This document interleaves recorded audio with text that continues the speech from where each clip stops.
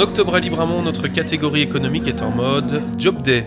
C'est plutôt exceptionnel de pouvoir organiser un événement tel que celui-là. Moi, ça fait 2 ans que je viens, c'est toujours un plaisir, on est très bien accueillis. Et c'est facile parce que voilà, ils ne doivent pas se déplacer, tout se fait ici au sein de la haute école.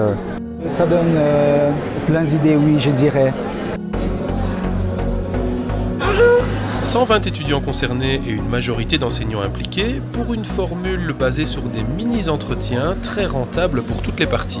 Les invitations se font au mois de juin, notamment lors des TFE. C'est là déjà qu'on rencontre un panel de sociétés et c'est là que je commence les premiers contacts.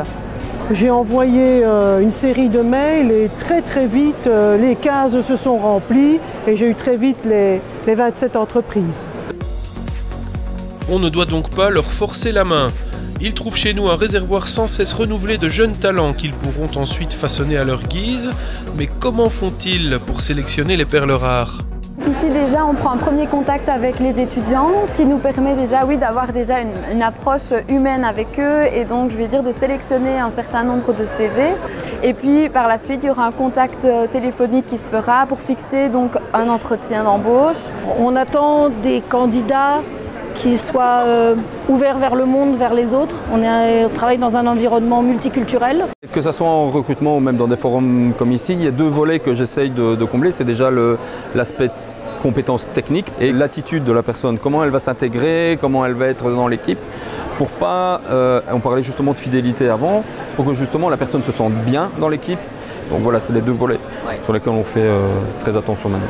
Nous cherchons des collaborateurs pour le long terme. Les formations sont très longues avant qu'une personne puisse être opérationnelle. Et donc l'engagement sur le long terme et la fidélité sera un élément important. Le cursus en Belgique est très intéressant pour nous parce qu'il s'agit de faire un stage de 3 mois en immersion. Et donc c'est une période pendant laquelle les élèves peuvent beaucoup apprendre et où nous on peut beaucoup leur apporter. Les seconds intéressés, nos étudiants, sont aussi assez lucides concernant leur avenir. Je pense que les étudiants sont demandeurs, effectivement, qu'on organise ce genre d'événements parce que ça leur permet de rencontrer rapidement différentes entreprises dans des secteurs différents et je pense que les entreprises y trouvent leur compte aussi. Avec les informations qu'on récolte des uns et des autres, qui ont plus d'expérience, on arrive à se focaliser sur quelque chose. On peut, par les questions qu'on pose, déjà apprécier plutôt facilement les dynamiques des entreprises. Est-ce que c'est plus familial? Est-ce que c'est des plus grandes boîtes? J'ai trouvé quelque chose dans les domiciliations, par exemple. Vous savez, il y a des entreprises qui veulent s'implanter au Luxembourg pour des raisons fiscales. Et alors, ça me tente. J'ai quelques préférences. J'ai déjà le regard porté vers le Luxembourg. Et principalement dans des plus grands groupes. Et j'ai déjà mes petites préférences, maintenant il faudra être sélectionné.